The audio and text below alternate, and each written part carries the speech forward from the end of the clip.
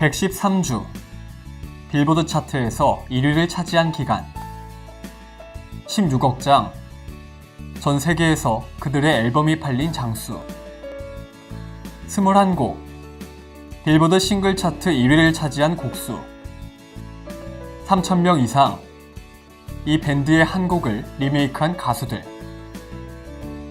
미국 내 최다 다이아몬드 인증 앨범을 보유한 그룹이자 전 세계에서 가장 많은 앨범을 판매하고 빌보드에서 최장기간 1위를 한 전설적인 그룹 바로 비틀즈입니다.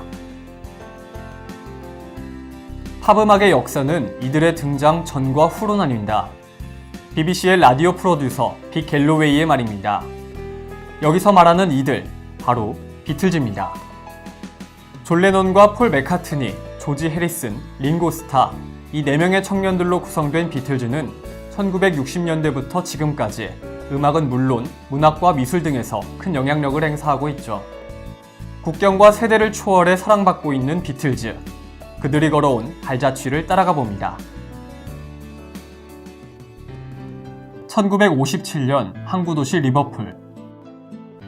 이곳엔 17살 존 레논이 이끌던 밴드 쿼리맨이 있었습니다. 당시 이 밴드는 사람들의 큰 주목을 받진 못했지만 그곳을 지나던 15살 폴 맥카트니의 관심을 잡기엔 충분했죠. 1년 뒤 폴 맥카트니의 친구였던 조지 해리슨이 밴드에 합류하고 베이시스트로 스튜어트 셔트 클리프가 드러머로는 피트 베스트가 영입되면서 밴드가 완성됩니다. 하지만 존과 폴이 학교를 졸업하면서 더 이상 쿼리맨이라는 명칭을 쓸 수 없게 됐고 여러 이름으로 활동을 하다가 1960년 8월 더 비틀즈라는 이름으로 활동을 시작하게 됩니다. 이렇게 모인 5명은 라이브 경험을 쌓기 위해서 함부르크와 리버풀 등에서 100회가 넘는 공연을 하게 됩니다. 그리고 그들은 1961년 훗날 자신들의 매니저가 될 브라이언 앱스타인을 만나게 되죠. 항상 뭔가 부족한 상태였던 비틀즈. 그런데 브라이언 앱스타인을 만나면서부터 변하게 됩니다.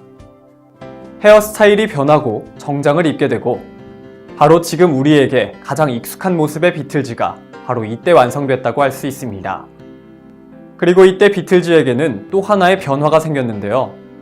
당시 베이스를 맡았던 스튜어트와 드러머였던 피트 베스트가 떠나고 링고 스타가 드럼을 맡으면서 4인 체제의 밴드로 변하게 됩니다. 이렇게 4인 체제의 밴드로 꾸려진 그들은 1963년 영국에서 첫 데뷔 앨범을 발매하게 되는데 이때 수록곡이었던 Please Please Me와 Love Me Do가 영국 차트 1위에 오르게 됩니다. 이후 발매되는 앨범들도 차트를 석권하고 100만 장 이상 팔리는 쾌거를 이루게 되죠.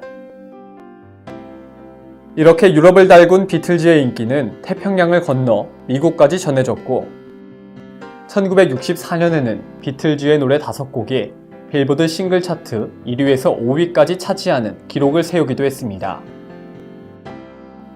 하지만 현실에 안주하지 않았던 그들.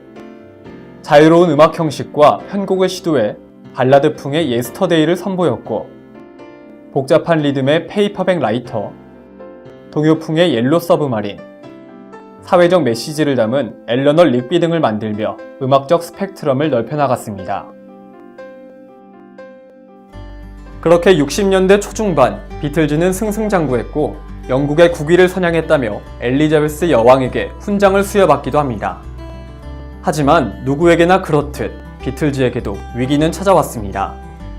든든한 버팀목이었던 매니저 브라이언 앱스타인이 사망하면서 멤버들 사이에 갈등이 빚어졌고 각자 자신의 길을 찾아가게 되죠. 그렇게 비틀즈 멤버들은 에비로드를 마지막으로 1970년 해체를 합니다. 로큰롤을 비롯해 컨트리, R&B, 포크, 심지어 블루스와 재즈까지 비틀즈는 10년이라는 기간 동안 음악적 실험을 통해 다양한 음악들을 대중들에게 선보였고 그 속에 사회적 메시지까지 담아냈습니다. 비록 서로의 길을 응원하며 해체하긴 했지만 그들이 해체한 지 50년 가까이 된 지금까지도 그들이 사랑받을 수 있는 이유는 그들이 원한 건 오로지 하나, 음악이었기 때문 아닐까요? 현실에 안주하지 않았던 그들. 비틀즈입니다.